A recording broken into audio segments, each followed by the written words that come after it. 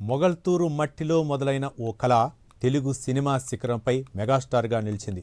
కొణిదెల శివశంకర్ వరప్రసాద్గా మొదలైన జీవన ప్రయాణం కోట్లాది మంది ఆదరించే చిరంజీవిగా మారింది. పాత్ర ఏదైనా తనదైన ముద్ర, పాట వస్తే కాళ్లలో మెరుపు, ఇక యాక్షన్లో వేగం, కామెడీలో సహజత్వం, భావోద్వేగ సన్నివేశాల్లో ప్రేక్షకుడి గుండెను తాకే అభినయం. ఇలా కమర్షియల్ హీరోకు కొత్త నిర్వచనం ఇచ్చారాయన. 4 దశాబ్దాలుగా పైగా సినీ ప్రస్థానంలో 150కి పైగా చిత్రాలు, మధ్యలో రాజకీయ ప్రయాణం, మరోవైపు సామాజిక సేవా కార్యక్రమాలు, పద్మభూషణ్ నుంచి పద్మవిభూషణ్ వరకు దేశం అందించిన గౌరవాలు, నటుడిగా మొదలై స్టార్గా ఎదిగి ఒక తరానికి ట్రెండ్ సెట్టర్గా మారిన మెగాస్టార్ చిరంజీవి పుట్టినరోజు సందర్భంగా ప్రైమ్9 ప్రత్యేక కథనాన్ని చూద్దాం.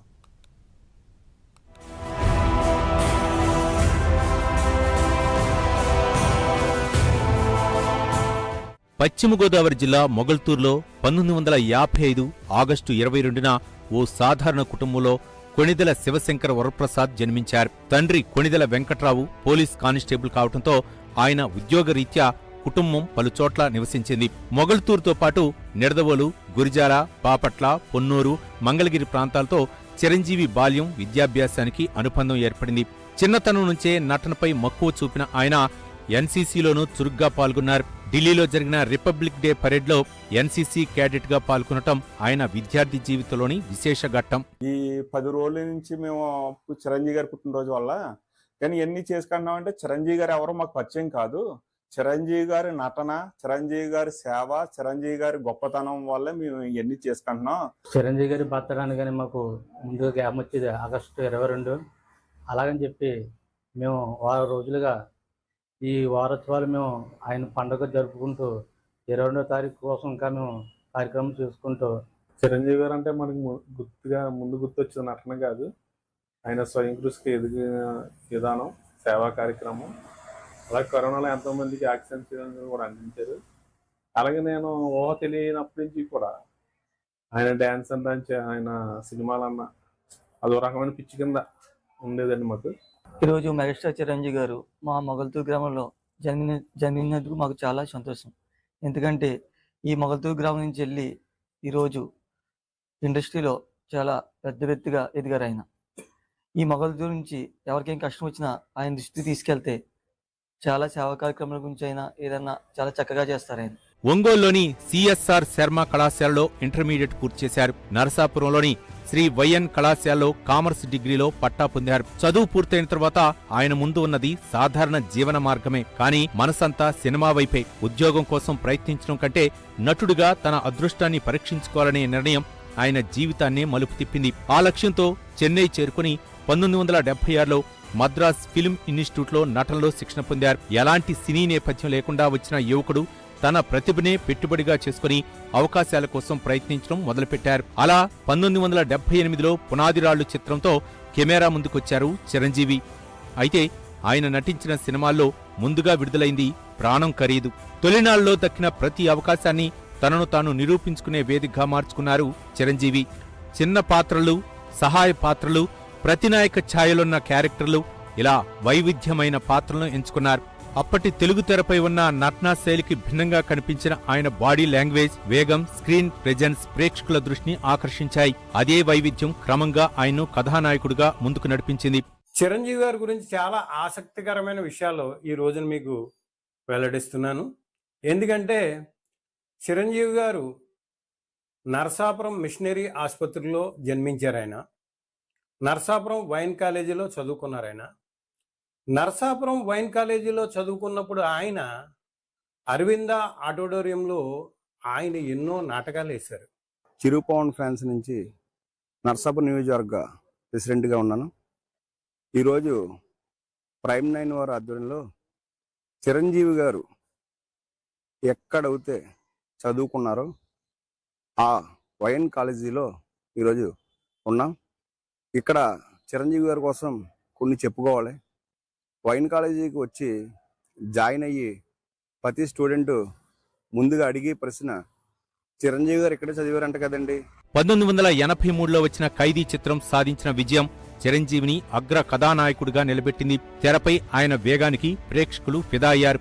డాన్స్లో అప్పటి వరకు చూడని గ్రేస్, యాక్షన్ సన్నివేశాల్లో దూకుడు, డైలాగ్ చెప్పడంలో ప్రత్యేకమైన శైలి, కామెడీకి సరైన టైమింగ్, ఎమోషన్లో సహజత్వం అన్నిటినీ ఒకే హీరోలో చూసిన ప్రేక్షకులు చిరంజీవిని తమవాడిలా ఆదరించారు. తెలుగు కమర్షియల్ సినిమా హీరో ఎలా ఉండాలన్న నిర్వచనంలోనే ఆయన కొత్త ఒరవడిని తీసుకొచ్చారు.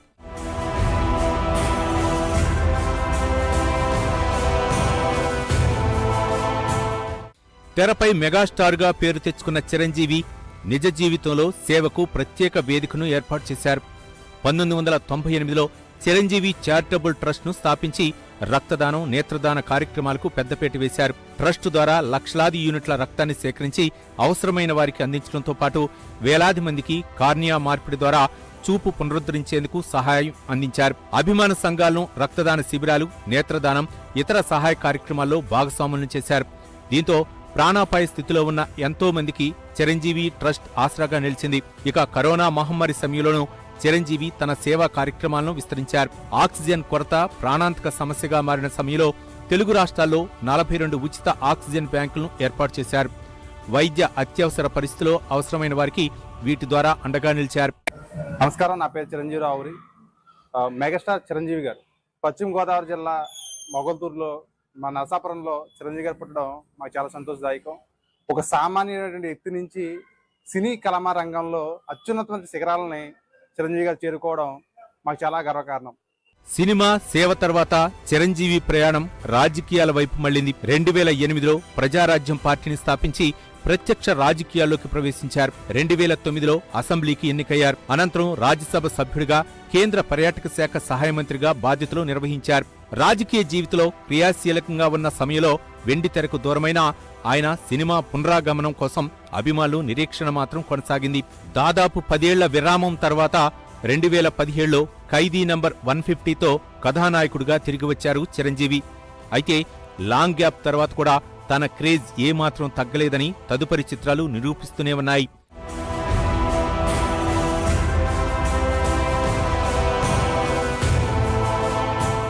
నూట 50కి పైగా సినిమాల సుదీర్ఘ ప్రస్థానం చిరంజీవికి ఎన్నో పురస్కారాలను తెచ్చిపెట్టింది. 2006లో భారత ప్రభుత్వం పద్మభూషణ్తో సత్కరించింది.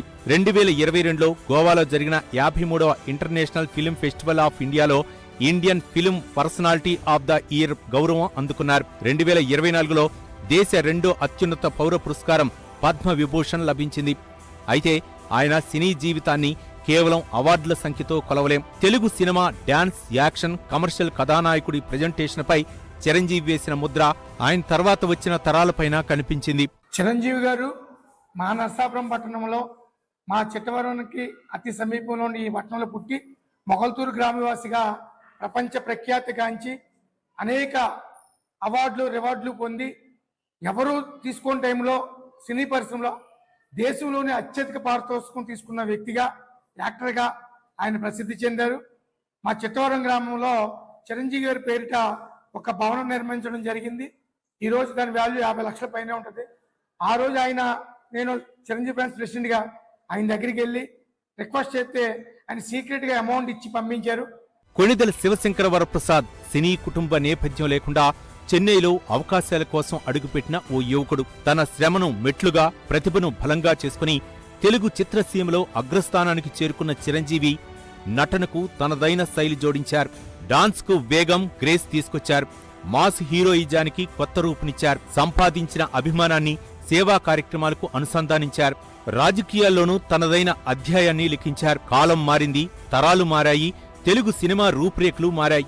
కానీ మెగాస్టార్ అనే చిరంజీవి గుర్తింపు మాత్రం తరాలను దాటుతూ కొనసాగుతోంది.